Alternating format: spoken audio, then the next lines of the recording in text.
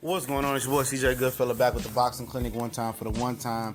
And actually revisiting a video I did about a year ago talking about Gervonta Tank Davis and Robert Easter Jr. after Robert Easter Jr.'s last performance.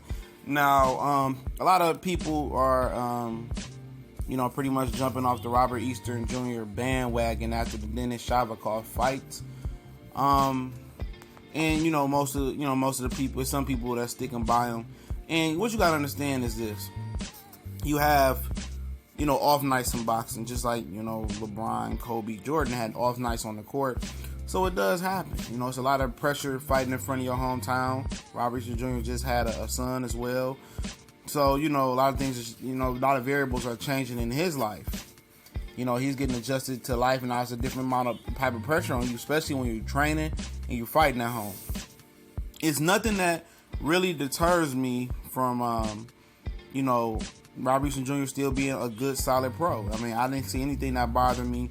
I could see if he hit the canvas like 6-7 times, or 3 or 4 times to be more realistic, or something like that, or he couldn't take Shavakov's power, or he was drained after 5-6 rounds, or in the late rounds he just laid the egg. I mean, I'm not deterred by his performance. I mean, shit happens. Denis Shavakov, technically speaking, was the more experienced fighter. That was his third time fighting for a world title as well. So, I mean, he's just stepping up the competition ladder in Robert Easter Jr. So, it's just up for him. It's up to him to really adjust and really start closing those gaps and close those gaps that that he has in his game.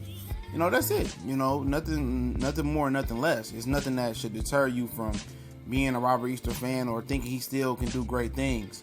I still see a lot of potential with Robert Easter Jr., so I'm not deterred by anything he did that night at all. I mean, it is what it is, but, got a lot of people want to revisit this Gervonta Tank Davis thing, and a lot of people fell in love with Robert Easter Jr. being almost 6 feet tall, long, rangy type of boxer.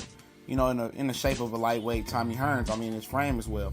And it was like, oh, he's too big and he's too tall for Robert Easter Jr. I mean, for Gervonta Tank Davis, when Denis Shavakov and Tank Davis is around the same height, and Shavakov showed you that height is nothing when you can't control distance and use it the right way. It's nothing. I mean, just because somebody's taller than you don't mean the shorter guy can't fuck you up. And that goes in, MMA, martial arts, UFC, everyday life. Height is nothing. And when you know how to cut the ring off, and you know how to jab when you come in behind, and you can do subtle head movement like Shavakov did. Only thing that Shavakov, that was missing with Shavakov's game was explosive power. And Gervonta Tank Davis appears to have that at 130. We don't know about 135 pounds versus upper echelon competition. Not saying that, Robert Easter Jr. is an elite 135 pounder right now. He is a world title holder, but 9 times out of 10, that really doesn't mean shit anymore. But height is nothing. I'm telling people like, oh, he's too tall. If you don't know how to use your height and control distance, then it's really nothing. A lot of guys that have height don't use their height.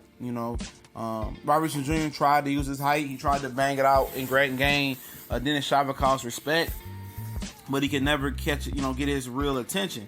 So a good question is, how big a puncher is Robert Easter Jr.? I mean, he did knock out knock down Richard Comey with an uppercut, and Richard Comey did lose to Denis Shavakov following that Robert Easter Jr. fight in a split decision fight, which I would imagine was pretty close. I didn't watch it, but does Robert Easter Jr. have enough power to gain Tank Davis' respect? Does he have elite power? And I think that's going to be a question with him moving up in weight. How weight drained is he? Will he get stronger? Would he, what's going on? Is he that much of a strong puncher?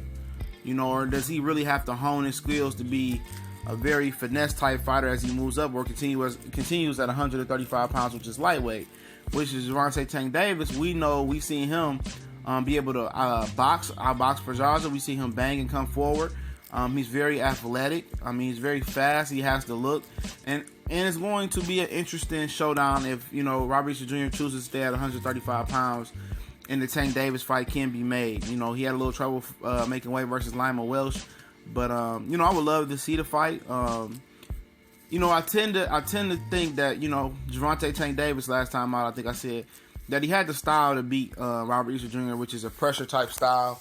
and he also can box a lot. I like the way he boxed versus Pedraza, and then turned on the turbo jets and power drive his ass into the canvas. Still looking, man. It's a lot to go. I'm not going to overreact to a hiccup for Rob Risher Jr. It wasn't even that bad. I still thought he won the fight. I just thought it was a lot closer, especially versus a desperate Denis Shavkov. For knowing that probably was his last chance at a world title. I don't think it was enough to garnish, getting a rematch, but maybe you do it again. But, right now, I still think this fight is 50-50, just depending on how Gervonta Tank Davis, will look at lightweight. I think he fought there before. He's explosive, but I think he's a better potential fighter. He has more potential. I think he has better attributes than Rob Risher Jr. for sure. But we don't know about his chin. We don't know about can he fight a hard 12 rounds. We've seen Rob Risher Jr. pass those tests. So it's just simply can Tank Davis pass the test. But as a boxer, I think he has better attributes than Rob Risher Jr. and better potential. We gone.